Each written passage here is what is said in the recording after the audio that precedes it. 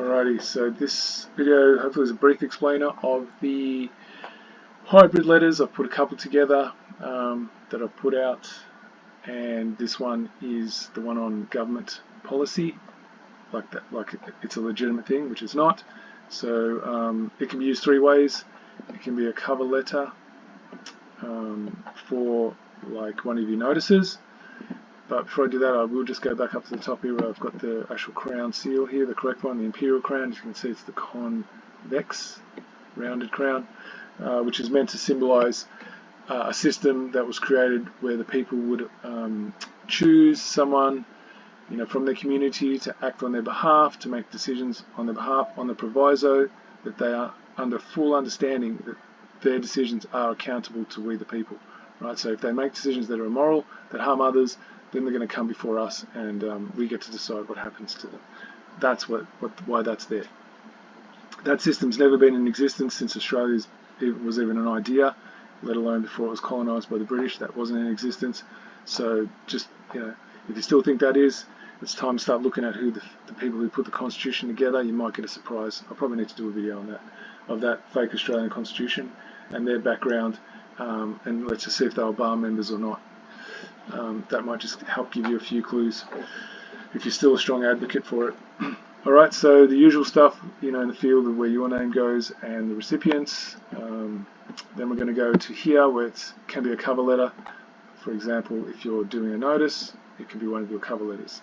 So then you'd wipe out these two others, delete those two here. If it's going to be a rebuttal letter, so if you've received more demands after you've already initiated conditional acceptance, then you can use it as a rebuttal letter. Obviously you would delete this and this here. Or it can just be an open letter, just a once-off. Obviously if you're going to use it as a once-off letter, then as a standalone, you delete out the cover letter and the rebuttal openings, right? So I'm just going to read a couple of paragraphs here just so you can see what it's about. Under the democratic common law constitution that binds all branches of government here in Australia, the legislature does not have the authority to make law. Its jurisdiction lies solely in the realm of policy. Policy, however, does not directly apply to the people. It is not the function of the legislative branch within the institution of government to be subverted by morally bankrupt, power-hungry individuals seeking to seize a monopoly on the use of violent force. Such actions transform the institution of government into an unaccountable instrument of organised aggression, forcibly dominating and controlling the people into submission. This kind of power grab constitutes the very definition of a war crime. Now, if you want to really get evidence, have a look at how the whole colonisation process happened. That's it in a nutshell. It was one massive war crime, and it's still going to this day. Instead of cannibalising the original inhabitants, they're cannibalising everybody here now. That's the only difference. I'll read a couple more paragraphs, and then you guys can choose what you want to do with the rest. For the institution of government to remain legitimate, its functionaries are duty-bound to uphold its sole purpose of delivering life-enriching services equitably. That's a big word, equitable. This duty includes securing the people's natural-born freedoms by facilitating the administration of justice, as instructed by the moral standards of each community. That's critical, right? And that's going to be explained in the next one. In a legitimate functioning governing system, all matters of law revolve around moral behaviour. That's why anyone who seeks to be a public servant cannot dictate anything that we would want to call law. They just can't, because they're a functionary of providing a service, not dictating what is law. They can't do that. The two things are contradictory.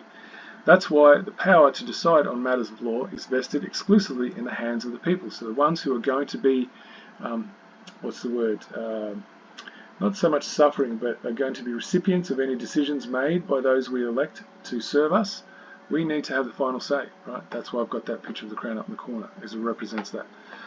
Whether we want that or not, and if it's going to be a pattern of people continually making decisions that we are hoping are going to serve us that end up being harmful to us, well then we get to prosecute them.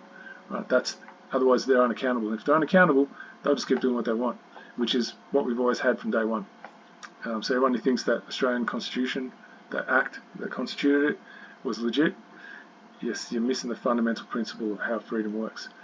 So vested exclusively in the hands of the people, carried out through the political institution of trial by jury. So I don't want to keep going too much. It's not a long letter. It gets into the common law articles that make up the actual Constitution. which is 24, 30, 9, 40, and 61. They're the key ones. And then basically it just finishes off here. So that's all I want to show you for that one today. That'll do.